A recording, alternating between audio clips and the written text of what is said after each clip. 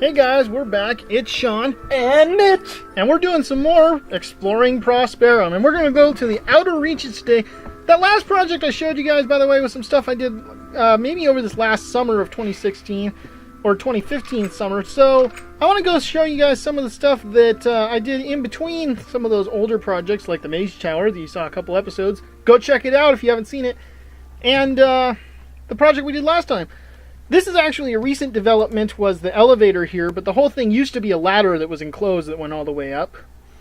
And this brings us to the city in the sky, and it's actually a chunk of the end that's been brought here, basically. Story here is these buildings are grown using end crystals, which are these crystals here. And so these are the younger buildings here, and this is it. It was kind of a treaty that the humans made with the Endermen to allow them space to live here outside of their destroyed dimension. I see. Yeah, but this is actually the rest of the end city, and I used to have Enderman spawners up here. Eventually, I just decided to replace them with NPCs, and then never replaced them with NPCs. Useful, huh? We're going to go into an end portal from here, and obviously, Endermen don't need doors to get between floors because they can teleport, but we can't, so we have to go to no-clip mode to do it. And there's an ender portal up here. There it is, okay. Because the humans have a city in the end as well. I see. And this was one of my pride and joy projects back when I did it. It was another big project, maybe around the time that I did the Mage Tower or shortly after it. Basically, like this yin-yang room? Oh my, I like that. Light and dark together. So you have the symbol of the Endermen and the symbol of the humans who live here. And there's the humans who live here. Their nation was destroyed. I guess actually that is their symbol there. Yeah, their nation was destroyed, and so they actually live here now. They escaped with the help of the Endermen. Basically, my pride and joy here, though, was building this giant wall around the whole thing, and it took forever to build because I still didn't know commands back here. This is around the time I was starting to research that stuff so I could figure out how to use it, but I never did in this project. Oh, I customized the end portal, but we're not going to use that one to leave because there's another one. This isn't with the new end that came in 1.9, by the way, guys. I don't know what updating that's going to do to this place. I hope it doesn't destroy it. Basically, you have like these big floating islands out here that support parts of the walls, and they're kind of connected to each other. Wow. That's actually the well right there. And yeah, my fun thing here was this the tower structure. Having issues speaking there? Yes, I am having issues speaking. This is actually a prison. It's just kind of a standard thing, because if you remember, I said I wanted to build a prison where the Mage Tower was, and I never did, so this was my compensation, as I built this little prison here. Over. What? Compensation. Overcompensation? No, I like it. I think it's good. Yeah. Anyways, this is actually when I learned some stuff about command blocks, like that. So you can actually open and close the drawbridge that way. Huh. But I think I might have locked this from the inside, as I always do. So in order to get in, actually there's nothing on the interior, it's just a bunch of empty rooms, so there's no real point in going in here, except for the ender portal on the very top. So basically that is the end city, and it's kind of just its own thing. It was something I wanted to do, you know, for fun. Right. And we're going to skip that. My spawn point should be set to the teleport room, and since we're about a third of the way in here, I think we're making good time. We're going to go for Mountain Forge. Capital of Atheos. Atheos, that's right, and this is the Dwarfish town, or my imagining of Dwarfish town. I actually went and looked for an Extreme Hills biome to build this. Ooh, I like that music. I forgot that I added music in here. Basically, the dwarves have this kind of cool section. What I'm going to do is for this whole area, I'm going to go into no-clip mode because it's very difficult to actually go and see everything if I don't. This is another one of those chambers that drops you out of the world, much like is in my capital. But I wanted to build one out here because dwarves are kind of, you know, terrible like that. This is a library, like a village library. This is actually supposed to be like a village church here, you know, where you got the whole setup in here. You have the castle, which is empty, and it actually has a basement with the king, who hasn't been replaced with an NPC yet, so his name is Theramir Goldbeard. You have a silo here for storage of their fruits and plants and stuff, and they actually grow nether wart here, and the reason they do is because of the... Where is it?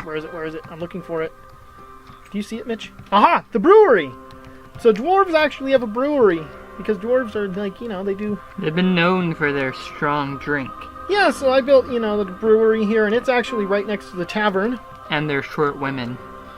Ah! That was terrible. So this is the tavern, and diplomats actually get the upper rooms because they're slightly larger.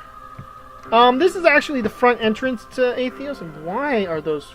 Oh, because those are actually placed into the ground. But it's sealed right now, so you can't actually enter through that way. There are a couple other entrances that we'll go through in a little bit, maybe. This is what a typical house here looks like. Basically, the villagers live here. This is a meeting hall, and below it is the forges. The main forges of the dwarves, because dwarves are always smelting and forging things. And my phone's ringing, and I'm not going to answer it right now because I'm kind of busy. Basically, this is their garrison here. They keep this place well stocked with people. And yeah, the reason I'm doing this in no-clip mode is obvious, guys. I mean, it would take forever to open all these doors. One more section of the interior city to show, and then we'll show you some of the exterior land, is this, this is their farms here. That took a long time to dig out and build.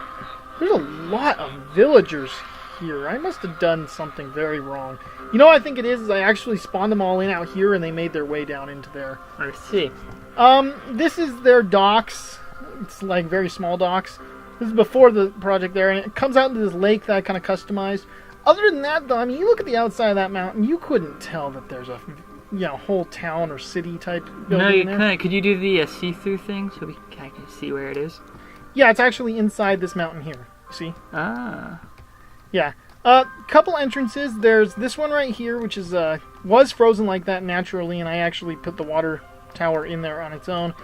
And that leads through a passage of tunnels down to like out here, basically. There's another way you can go up from somewhere.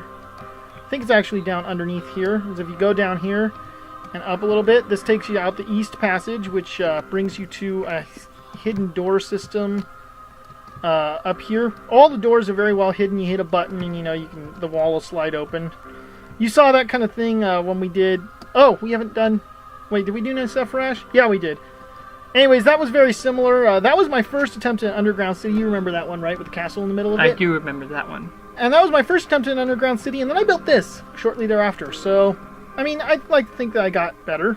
Oh, you definitely did. There's 4 mines. We're only going to go to 2 of them because they're all kind of the same structure, except they're at different depths. You have kind of this ready room here, and then you have... The rest of the mines are down here, and we're going to go to the destroyed and abandoned one because the spiders took it over. Arachnids are enemies in this particular thing. I guess they are in regular Minecraft as well. And we're going to go into regular clip mode because I think there's something cool that I did here, and I want to try and find it if I can. We might have to save the Elvish Village for next time, Mitch. I think we might. But it's cool, so don't forget to join us for next time. Well, hold on, because there is one thing I want to show you here before we go. It's the Abandoned Journal, and it's kind of cool.